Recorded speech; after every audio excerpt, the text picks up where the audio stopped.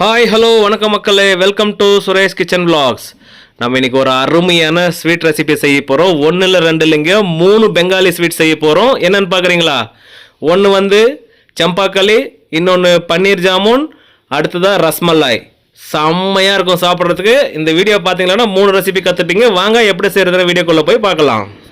நம்ம இன்னைக்கு 3 variety Bengali sweet செய்ய போகிறோம். அதுக்காக ஒரு கடாயை வச்சுட்டு அதில் பால் சேர்த்துருக்கோம். இதுக்காக நம்ம எடுத்துருக்கிறது 10 லிட்டர் பாலுங்க. இதை வச்சு தான் நம்ம 3 வெரைட்டி செய்ய போகிறோம். அதாவது சம்பாக்களி, ரஸ்மலாய், பன்னீர் ஜாமுன். இது எல்லாமே இந்த 10 லிட்டர் பால் தாங்க செய்ய போகிறோம். இப்போ மீடியம் ஃப்ளேமில் வச்சுட்டு இந்த பாலை கிண்டி விட்டுட்டே இருக்கிறோம். ஒரு கொதி வந்தால் போதும்.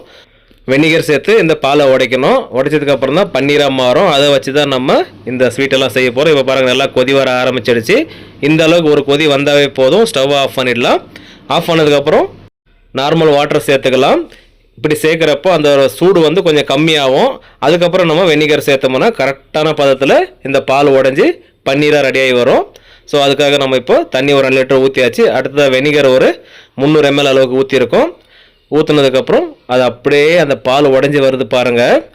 லேசாக கிண்டி விட போகிறோம். தண்ணி தனியாக பன்னீர் தனியாக பிரிஞ்சு வருது பாருங்கள். லேசாக கிண்டி விடணும். ஸ்டவ்வெல்லாம் ஆஃப் ஆகிட்டு இருக்கும். மீடியமான சூடில் இந்த வெனிகர் சேர்த்ததுக்கப்புறம் கிண்டுறோம். கரெக்டான பதத்தில் இது ரெடி பண்ணால் மட்டும்தான் அந்த சாஃப்ட்னஸ் கிடைக்கும்.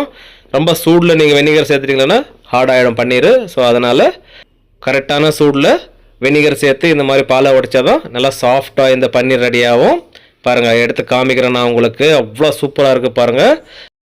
இப்போ பார்க்கும்போதே தெரியும் உங்களுக்கு, தண்ணி தனியாக பன்னீர் தனியாக பிரிஞ்சு வந்துருச்சு. சுத்தமாக எங்கேயுமே பால் இல்லை பாருங்கள். இந்த அளவுக்கு வந்ததுக்கப்புறம் இதில் தண்ணி சேர்த்துக்கணும். இதுக்காக ஒரு 10 லிட்டர் தண்ணி அளவுக்கு எடுத்துருக்கோம். இதில் சேர்த்துக்கலாங்க. இதை வந்து அதே சூட்டில் வடிகட்டக்கூடாது. பால் உடஞ்சதுக்கப்புறம் இந்த மாதிரி நல்லா தண்ணி சேர்த்துட்டு அதை வடித்து பன்னீரை தனியாக பிரித்து எடுக்க போகிறோம். 10லேருந்து 12 லிட்டர் தண்ணி வரைக்கும் ஊற்றிருக்கோம். இப்போ நம்ம இந்த அளவுக்கு வந்ததுக்கப்புறம் எடுத்து காமிக்கிற பாருங்கள். அந்த பன்னீர் பாருங்கள் எவ்வளோ சாஃப்டாக இருக்குது. இந்த மாதிரி வரணுங்க.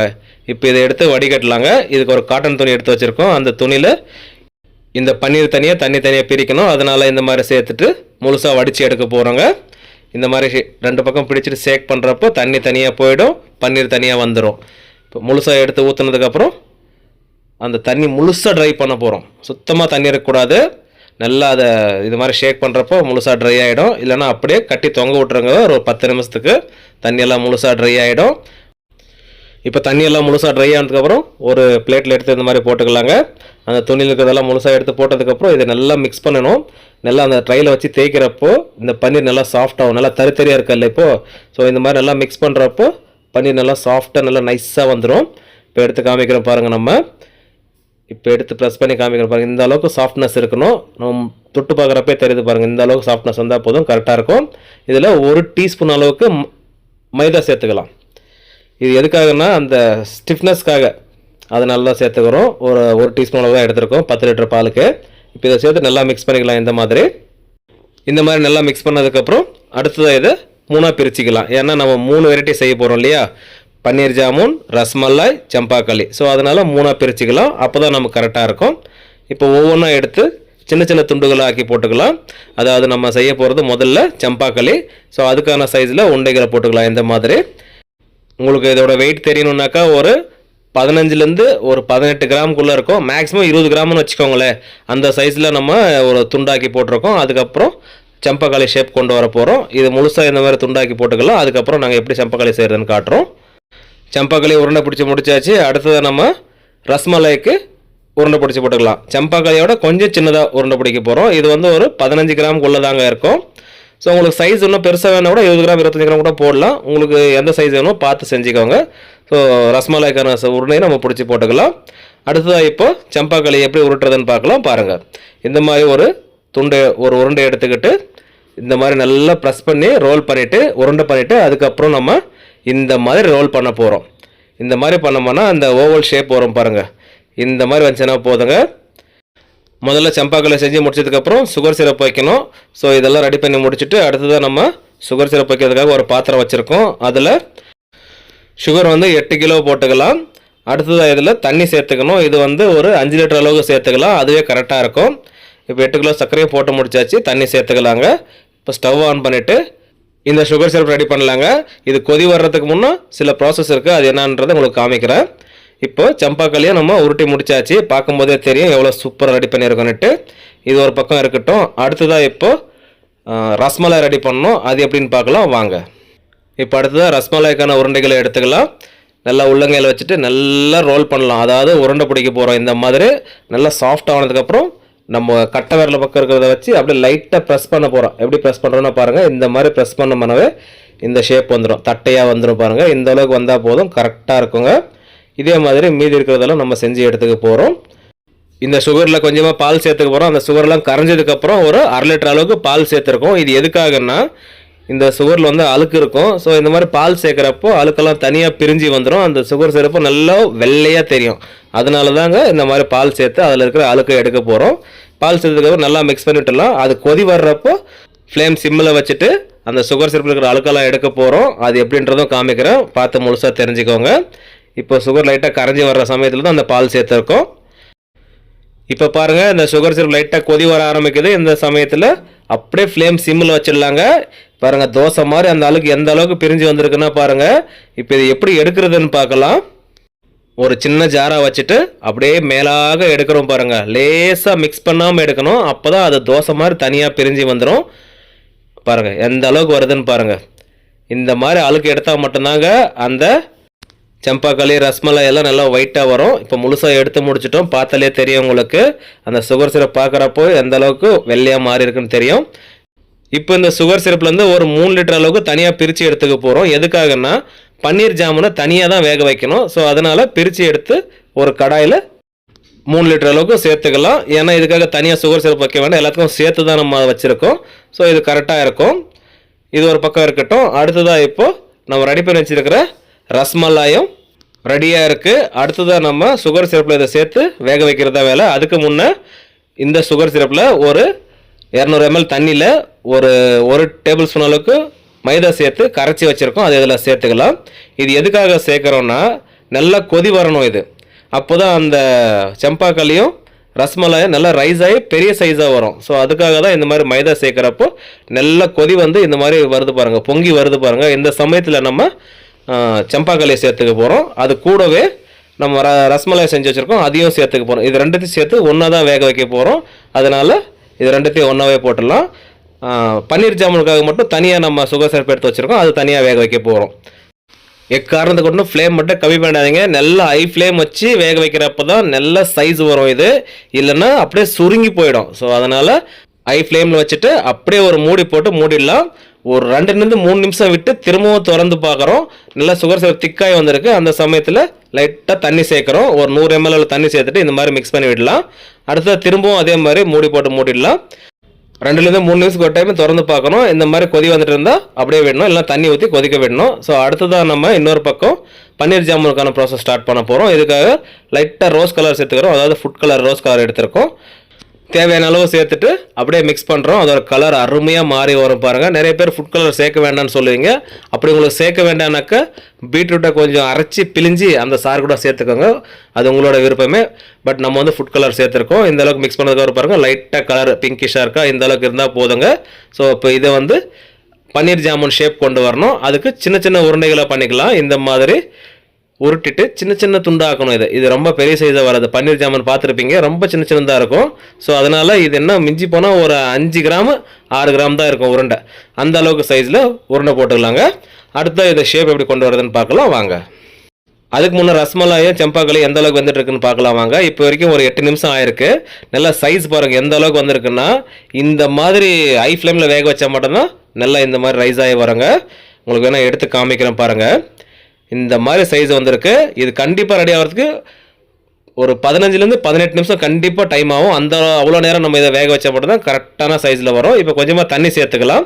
தண்ணி எதுக்காக சேர்க்குறோன்னா, அந்த சுகர் சிரப் கெட்டி ஆகிடுச்சுன்னா, அதாவது திக்னஸ் வந்துருச்சுன்னா ரைஸ் ஆகாது. அப்படியே அந்த ரஸ்மலாயும் சம்பாக்கல்லியும் அப்படியே சுருக்கி வச்சிரும். ஸோ அதனால் தண்ணி சேர்த்து அது திக்னஸ் கம்மி இருக்கிறப்ப மட்டும்தான் அது நல்லா ரைஸ் ஆகி வரும். அதனால தாங்க இந்த மாதிரி சேர்த்துக்கிறோம். இப்போ அடுத்ததாக பன்னீர் ஜாமுனை வந்து எப்படி செய்கிறதுன்னு பார்க்கலாம். நல்லா உருண்டை பிடிச்சிக்கிறோம் பாருங்கள். நல்லா அழுத்தி உருண்டை பிடிச்சதுக்கப்புறம் எந்த விரிச்சலும் இல்லாத மாதிரி இருக்கிறப்போ எடுத்துகிட்டு இந்த மாதிரி ஒரு கார்னர் மட்டும் ஒரு ஷேப் கொண்டு வரோம் பாருங்கள். இந்த மாதிரி கொண்டு வந்தாவே போதும், ஒரு அருமையான பன்னீர் ஜாமுன் ரெடி பண்ணலாங்க. ஒரே 10 லிட்டர் பாலை வச்சுட்டு இந்த மாதிரி 3 வெரைட்டி யாருமே சொல்லிக் கொடுக்க மாட்டாங்க உங்களுக்கு. இந்த வீடியோ பார்த்தா 3 ரெசிபி கற்றுவீங்க. முழுசாக வீடியோ பாருங்கள். இதே மாதிரி மீதி இருக்கிறதெல்லாம் செஞ்சு எடுத்துக்கலாம். இப்போ வரைக்கும் ஒரு 12 நிமிஷம் டைம் ஆயிருக்கு. இப்போ மூடி எடுத்து திறந்து பார்த்துடலாங்க. நல்லா கொதி வந்துட்டு இருக்கு பாருங்கள். இந்த சமயத்தில் கொஞ்சம் தண்ணி சேர்த்துக்கலாம். ஒரு 100-150 ml இருக்கும், அந்த அளவுக்கு சேர்த்துக்கிறோம். அதாவது அந்த கொதி அடங்கணும், திரும்பவும் கொதி வரணும். அப்போ தான் இந்த சம்பாக்களி ரஸ்மலாயும் சூப்பராக வரும். ஸோ நல்லா மிக்ஸ் பண்ணி விட்டதுக்கப்புறம் பாருங்கள், அருமையாக இருக்குது பார்க்குறதுக்கு. நல்லா சைஸும் நல்லா பெருசாகி வந்திருக்கு பாருங்கள். இந்த மாதிரி வந்துருச்சு பாருங்கள், அருமையாக இருக்கா பார்க்குறதுக்கு. ஆல்மோஸ்ட் ரெடியாகி வந்துருச்சுங்க. இப்போ நம்ம வந்து ஒரு 16 நிமிஷத்துக்கே ரெடி ஆகிடுச்சு. ஸ்டவ் ஆஃப் பண்ணிட்டோம். பார்க்கும்போதே தெரியும் உங்களுக்கு, கொதி வரல, நின்றுச்சு. இப்போது அவ்வளோதாங்க, ஒரு அருமையான சம்பாக்களியும் ரஸ்மலாயும் ரெடி ஆகிடுச்சு. இப்போது இது இப்படியே இருக்கட்டும். அடுத்த ப்ராசஸ் என்னென்னு பார்க்கலாம் வாங்க. பன்னீர் ஜாமுன் வேக வைக்கணும். அதுக்காக இந்த சுகர் சிரப்பு நல்லா கொதி வந்துட்டு இருக்கு பாருங்கள். நம்ம முன்னாடியே ஒரு 3 லிட்டர் சுகர் சிரப்பு எடுத்து வச்சிருந்தோம் இல்லையா, அதுதாங்க இது. ஸோ இதில் வந்து ஒரு 1/2 டம்ளர் தண்ணி எடுத்து ஒரு 1/2 டீஸ்பூன் அளவுக்கு மைதா சேர்த்து நல்லா கரைச்சிட்டு அதையும் இதில் சேர்த்துக்கிட்டோம். சேம் ப்ராசஸ் தான், முன்னாடி நம்ம எப்படி செஞ்சோமோ அதே ப்ராசஸ் தான். ஸோ இதில் சேர்த்துக்கிட்டோம். நல்லா கொதி வருது பாருங்கள். இந்த சமயத்தில் நம்ம ரெடி பண்ணி வச்சிருக்கிற இந்த பன்னீர் ஜாமுன்லாம் இதில் போட்டு வேக வைக்க போகிறோம். இது வேகிறதுக்கு ஒரு 10 நிமிஷம் டைம் எடுக்கும். அப்பப்போ தண்ணி கொஞ்சம் கொஞ்சமாக கொடுத்து இதுவும் நல்லா சைஸ் வளர்ற வரைக்கும் வேக வைக்க போகிறோம். இது நல்லா ஹை ஃப்ளேமில் வேக வச்சா மட்டும்தாங்க இந்த பன்னீர் ஜாமுன் சூப்பராக ரெடியாகி வரும். ப்ராசஸ் வந்து சேம் தான், பட்டு அது சைஸ் வேறு, இது சைஸ் வேறுன்றதால டைமிங்ஸ் சேஞ்ச் ஆகுறதுனால நம்ம தனித்தனியாக வேக வைக்கிறோம். ஸோ அப்பப்போ இந்த மாதிரி மிக்ஸ் பண்ணி விடுறோம். 2 நிமிஷத்துக்கு ஒரு டைமு. இந்த மாதிரி லேசாக மிக்ஸ் பண்ணி விட்டதுக்கப்புறம் பாருங்கள், எந்த மாதிரி கொதி வருதுன்னா இந்த மாதிரி வந்தால் மட்டும்தாங்க பர்ஃபெக்டான மெத்தட் இது. இப்போ நம்ம ரெடி பண்ணியிருக்கிற சம்பாக்களையும் ரஸ்மலாயும் தனித்தனியாக பிரித்து எடுக்க போகிறோம். எதுக்காகன்னா, ரஸ்மலாயை வந்து பாலில் போட போகிறோம், சம்பாக்களிக்கு வந்து கலர் கொடுக்கணும். ஸோ அதனால் இது ரெண்டுத்தையும் தனியாக பிரித்து எடுக்கலாங்க. இந்த மாதிரி முழுசாக பிரித்து எடுத்துகிட்டு அடுத்த ப்ராசஸ் என்னென்னு பார்க்கலாம் வாங்க. இப்போ சம்பாக்களி மட்டும் தனியாக இருக்குது. அதில் எல்லோ கலர் கொஞ்சமாக சேர்த்துருக்கோம், அந்த சுகர் சிரப்லேயே சேர்த்துட்டு இதில் சேர்த்துக்கலாங்க. லைட்டாக கொடுத்தாவே போதும், கலர் லைட்டாக மாறி வந்துடும். இந்த அளவுக்கு வந்தாவே போதும். இது இப்படியே நல்லா சில்லுன்னு ஆறி வரட்டும். இது ஆறுறதுக்கு கண்டிப்பாக 4 to 5 மணி நேரம் டைம் எடுக்கும். அதுக்கப்புறம் அடுத்த ப்ராசஸ் என்னன்றதை காமிக்கிறேன் உங்களுக்கு. இப்போ இந்த பன்னீர் ஜாமுனும் நல்லா கொதி வந்துட்டு இருக்கு, பார்த்தாலே தெரியும். இப்போ லேசாக தண்ணி கொடுத்துக்கிறோம், ஒரு 100 ml அளவுக்கு. பாருங்கள் எந்த அளவுக்கு நல்ல ரைஸ் ஆகி வந்திருக்கு, நல்ல பெருசாக வந்திருக்கா பார்த்தீங்களா. இந்த மாதிரி வரணும்னா அந்த மாதிரி ஃப்ளேம் கொடுக்கணும், நல்லா கொதி வரணுங்க. லேசாக மிக்ஸ் பண்ணி விட்டு திரும்பவும் நல்லா ஹை ஃப்ளேமில் வச்சுட்டு கொதிக்க விடலாங்க. இப்போ ஒரு 6 to 7 நிமிஷம் டைம் ஆயிருக்கு. இன்னும் 2 நிமிஷம் ஆனாவே போதும். திரும்ப கொஞ்சம் தண்ணி கொடுத்துக்கலாம். அது கொதி வரணும், நம்ம தண்ணி கொடுக்கணும். திரும்ப கொதி வரணும், தண்ணி கொடுக்கணும். சேம் ப்ராசஸ் தான், ஒரு 2 நிமிஷத்துக்கும் நம்ம செய்ய போகிறோம் இதை. இப்போ ஆல்மோஸ்ட் ரெடியாகி வந்துருச்சு, பார்த்தாலே தெரியும் உங்களுக்கு. பாருங்கள், அருமையாக ரெடி ஆகிடுச்சு இந்த பன்னீர் ஜாமுன். கரெக்டாக 8 to 9 நிமிஷங்க சூப்பரான பன்னீர் ஜாமுன் ரெடி ஆகிடுச்சு. அதோட ஷேப்பும் கலரும் பாருங்கள் எவ்வளோ சூப்பராக இருக்குது பார்க்குறதுக்கு. சாப்பிடவும் அருமையாக இருக்கும். செஞ்சு சாப்பிட்டு பார்த்துட்டு கமெண்ட்டில் சொல்லுங்கள் எப்படி நான் தெரிஞ்சுக்கிறேன்.